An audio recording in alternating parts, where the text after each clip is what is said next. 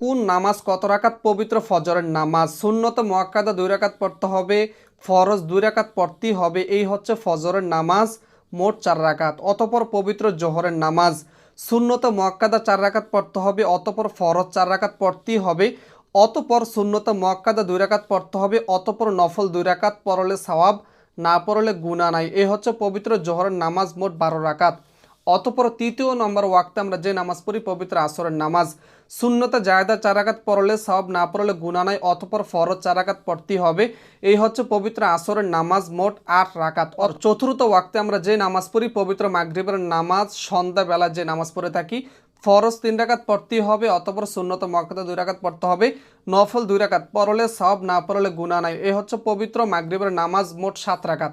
অতঃপর 5 ওয়াক্ত নামাজের মধ্যে সবার শেষে যে নামাজ পড়ি পবিত্র এশারের নামাজ। আর হাদিসের মধ্যে পবিত্র এশারের নামাজের গুরুত্ব কিন্তু অনেকবার এসেছে। সুন্নতে জায়েদা 4 রাকাত পড়লে সওয়াব, না পড়লে গুনাহ নাই। এই 4 রাকাত সুন্নতে জায়েদা যদি মন চায় পড়বেন, না মন চাইলে পড়ার দরকার নাই। অতঃপর ফরজ 4 রাকাত, এটা কিন্তু পড়তেই হবে। অতঃপর সুন্নতে মুআক্কাদা 2 রাকাত পড়তে হবে, বিতির 3 রাকাত, এটা পড়তেই হবে। ফরজ এবং বিতির এটা কিন্তু পড়তেই হবে। অতঃপর নফল 2 রাকাত, মন চাইলে পড়বেন, না মন চাইলে অসুবিধা নাই।